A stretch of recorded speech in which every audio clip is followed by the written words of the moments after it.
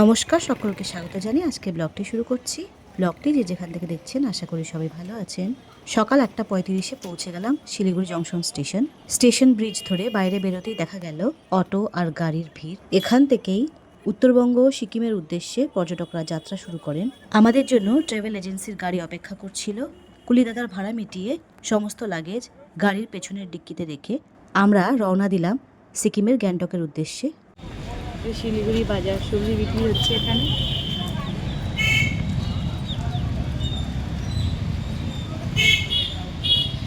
সকাল প্রায় 9টা। রাস্তার দুধারে দোকানপাট, বাজার এবং মানুষের ভিড় দেখতে দেখতে শুরু হলো আমাদের পাহাড়ের পথে যাত্রা। নেমে ভেবেছিলাম বৃষ্টি পাবো, বৃষ্টিটা নেই, শুকনো ওয়েদার, খটখটে, কিন্তু একটু পরেই বৃষ্টি হবে মনে হচ্ছে। মেঘলা আছে, হলেও কিন্তু বৃষ্টিটা নেই। আমরা গোটা রাস্তায় যেমন বৃষ্টি পেয়েছি, এখানে কিন্তু বৃষ্টিটা নেই। তাহলেই ভালো।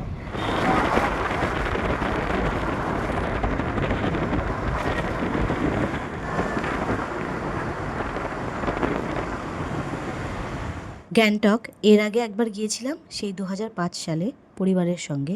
প্রায় 21 বছর পর আবার যাচ্ছি। তবে এবার সঙ্গে আমার বোন আর ছেলে। বোনও এই নিয়ে দ্বিতীয়বার যাচ্ছে, তবে রাহুল কিন্তু এই প্রথম গ্যাংটক যাচ্ছে।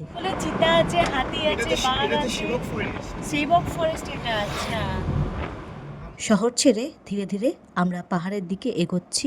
জানালার বাইরে যত সুন্দর দৃশ্য আছে সবই ক্যামেরাবন্দি করে নিচ্ছি, যাতে এই যাত্রার অভিজ্ঞতাটি ভালো করে অনুভব করতে পারি। তবে আমাদের 3 জনের মধ্যে সব থেকে বেশি এক্সাইটেড রাহুল, কারণ ওর জন্য এই অভিজ্ঞতাটি নতুন। সেবকের জঙ্গল পার হতেই বদলে যেতে লাগলো চারপাশের দৃশ্য। একদিকে সবুজ পাহাড়, অন্যদিকে তিস্তার স্রোত। শিলিগুড়ি থেকে গ্যাংটক যাওয়ার পথে সেবক পেরিয়ে তিস্তা নদীর ওপরে একটি বাঁধ চোখে পড়ল। এই বাঁধটি সম্ভবত তিস্তা লো ড্যাম হতে পারে। ট্রেনের লাইন এটা।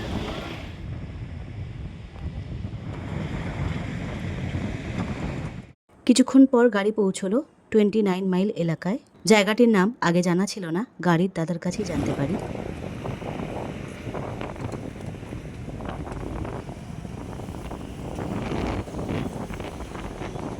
জায়গাটি এতটাই সুন্দর, কয়েক মুহূর্ত এখানে দাঁড়িয়ে থাকতে ইচ্ছে হলো। চারপাশের পাহাড় আর উপত্যকার দৃশ্য সত্যিই মন কেড়ে নেওয়ার মতো। বহু পর্যটক এখানে গাড়ি থামিয়ে এই জায়গার ছবি তুলছিল।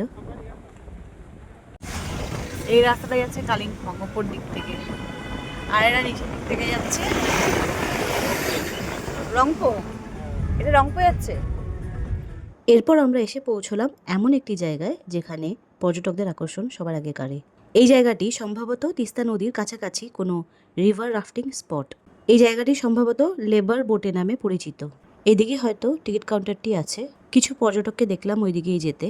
তিস্তা নদীর এই অংশটি রিভার রাফটিংয়ের জন্য খুবই জনপ্রিয়।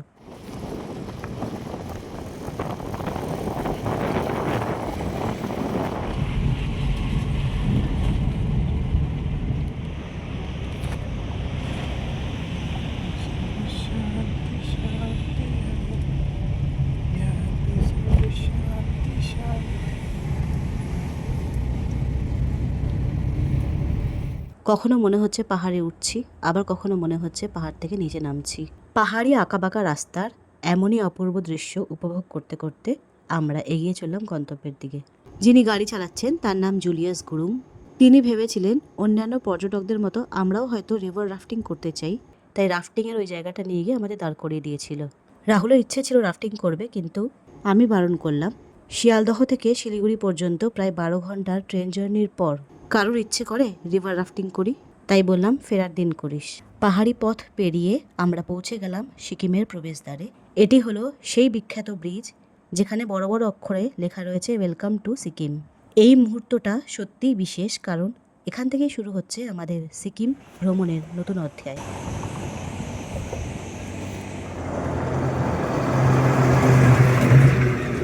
সিকিমের রংপো বাজার, এদিকটা পশ্চিমবঙ্গ আর এদিকটা হচ্ছে সিকিম।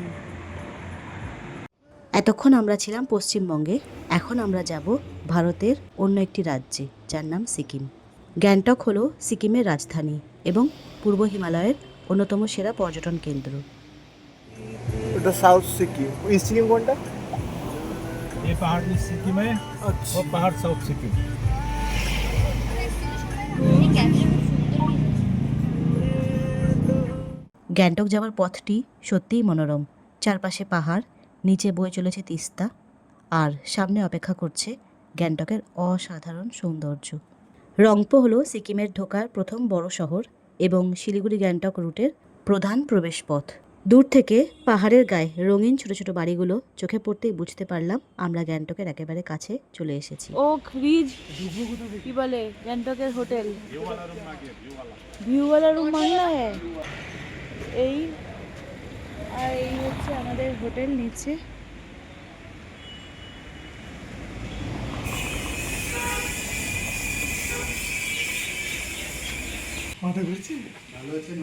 একদম ভালো আছি। হোটেল ওক রিচ সিকিমের গ্যাংটকের আপার সিচে এলাকায় অবস্থিত একটি হোটেল। হোটেলের পরিবেশটা খুবই শান্ত। আমরা যাচ্ছি আমাদের রুমে। 501 500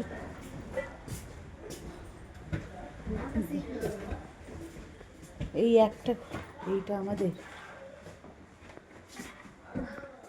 আমাদের এই সম্পূর্ণ ট্যুরটি ইয়াত্রিক ট্রাভেলস অ্যান্ড ট্যুরসের মাধ্যমে বুক করা হয়েছে। রুমটা বেশ ভালোই দিয়েছে।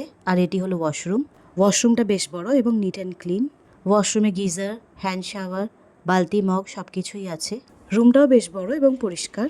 রুমে পৌঁছে এবার রাহুলের মাথা ঘুরছে, বোনেরও ঘুরছে, আমারও ঘুরছে। তিনজনের একসাথে? আমাদের রুম থেকে পাহাড়ের একটা সুন্দর ভিউ পাওয়া যাচ্ছে। তবে এই ঘরগুলি কাঠের এবং জানলাটি বিরাট বড়। এখানে আসার আগে ভাবছিলাম কেমন রুম হবে, যেহেতু প্রথমবার এজেন্সির মাধ্যমে এসেছি। খুলবে নাকি? ও তো মনে হচ্ছে পড়ে যাবো এখান থেকে। রুমটা কিন্তু ভালোই দিয়েছে আমাদের। আকাশটা বেশ পরিষ্কার, মেঘগুলি আকাশে তুলোর মতো ছড়িয়ে আছে, আর জানলা দিয়ে ফুরফুর একটা ঠান্ডা হাওয়া আসছে।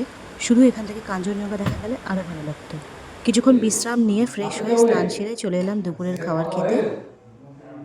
হচ্ছে ভাত, পাঁপড়, মাছের ঝোল, ডাল, মিক্স ভেজ। আর কিছু আছে না। আমরা যাচ্ছি এমজি মার্গ। রেডি হয়ে গেছি। এখন কটা বাজে নিব? এখন ঘড়িতে প্রায় রাত 8টা। আমরা যাচ্ছি এমজি মার্গ। আমি আর বোন যাব, রাহুল যাবে না। রাহুল এখন রুমে বসে আরাম করবে। আমাদের হোটেলটি গ্যাংটকের ডিস্ট্রিক্ট কোর্টের কাছে আপার সিচে বাইপাস রোডের পাশে অবস্থিত। এখান থেকে এমজি মার্গ প্রায় 3.5 কিলোমিটার দূরে। গাড়িতে প্রায় 10 থেকে 15 মিনিট সময় লাগবে পৌঁছতে। বেরোনোর সময় দাদা সন্ধ্যাবেলার চা নিয়ে এলো। রাহুলকে রুমে চা দিয়ে আসবে। এদিকে বোন আমাকে ডেকেছে কাকে দেখাবে বলে। এই কামড়ে দিবে? হাই মিলি। পাগল, আরে কিছু করে না বললো। হাই মিলি। কোনো দরকার নেই। ওই সময় কেউ করে এসে আমার পায়ে কামড় দিয়ে দেবে। কামড়ায় এরা? আমি কি জানি? চল না। মিলি। क्यों मिली? তারপরে বলবো মিলি তুই মুঝে क्यों मिली? এই রাস্তায় দাঁড়িয়ে আমরা চা খাচ্ছি। This is chai and Pilo chai. আমরা রাস্তার উপরে দাঁড়িয়ে আছি গাড়ি ধরার জন্য। এখান থেকে এমজি মার্গ যাওয়ার জন্য গাড়ি নিতে হয়। আমাদের হোটেল থেকে এমজি মার্গের দূরত্ব খুব বেশি না হলেও পাহাড়ি রাস্তার কারণে গাড়িতে যাতায়াত করতে হবে।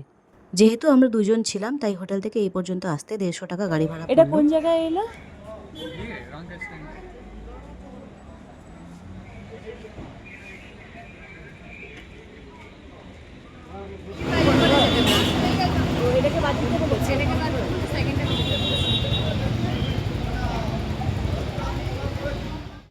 গ্যাংটকে দ্বিতীয়বার এলেও এমজি মার্গ প্রথম যাচ্ছি, তাই আশেপাশের মানুষদেরকে জিজ্ঞেস করে এমজি মার্গ যাচ্ছিলাম। রাস্তা চিনতে পারছিলাম না বলে। যদিও বোনের কাছে গুগল ম্যাপ ছিল, তাও জিজ্ঞেস করতে বেশি ভালো লাগে। আমাদের গাড়ি একেবারে এমজি মার্গের সামনে পর্যন্ত আসেনি। এমজি মার্গ এলাকায় যানবাহন প্রবেশ নিষিদ্ধ, তাই নির্দিষ্ট ড্রপ অফ পয়েন্টে নেমে আমরা হেঁটে এমজি মার্গের দিকে এগিয়ে এসেছি। বেশিক্ষণ নয়, কয়েক মিনিট হাঁটার পরই পৌঁছে গিয়েছিলাম গ্যাংটকের প্রাণকেন্দ্র এমজি মার্গ। এখানে চারপাশের পরিবেশ খুবই পরিচ্ছন্ন, প্রচুর দোকান, সুন্দর সাজানো রাস্তা আর পর্যটকদের ভিড়। দারুণ জমজমাট পরিবেশ। বাড়ির জন্য কি নেব ভাবতেই একটি দোকানে ঢুকে দেখি প্রচুর ফ্রিজ ম্যাগনেট। এ বাদেও এখানে আরও অনেক কিছু আছে, অনেক কিছু। তবে এখানে প্রচুর বার্গেনিং করতে হয়। বার্গেনিং করতে না জানলে আপনি ঠকবেন।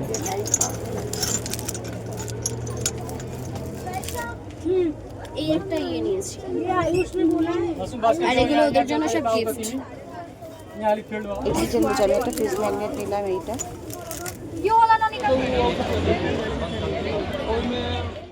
এমজি মার্গে যেমন কেনাকাটি জিনিসপত্র প্রচুর আছে, তার থেকেও বেশি আছে এখানে খাবার দাবারের দোকান। কত রকমের স্ট্রিট ফুডের দোকান আছে এখানে। আমরা যেখানে বসে আছি তার সামনেই একটি দোকান দেখতে পেলাম। এটি হলো পিওর ভেজ দোকান। এখানে পাওয়া যায় বিভিন্ন ধরনের কম্বো মিলস। প্রতিটি দোকানের সামনে প্রচুর লোকের ভিড়। আমাদের রাতের খাবারের ব্যবস্থা হোটেলে করা আছে, তাই আর এখান থেকে কিছু খাবার কিনলাম না। এমজি মার্গের পরিবেশ খুবই উন্নত এবং জমজমাট।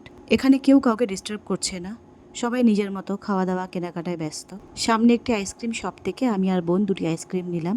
গ্যাংটকে দিনের বেলায় গরম, কিন্তু রাতের বেলা হালকা হালকা শীত করছে। খুব বেশি গরম জামার প্রয়োজন এখানে নেই, হালকা একটা চাদর গায়ে দিয়ে ঘুরে বেড়ানো যাচ্ছে।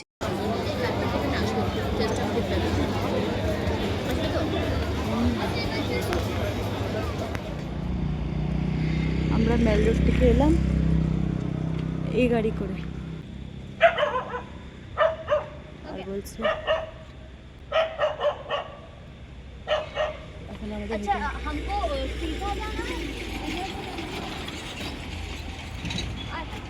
ওই রাস্তা দিয়ে এলাম, এবার ওইদিকে যাব, এদিক যাব না।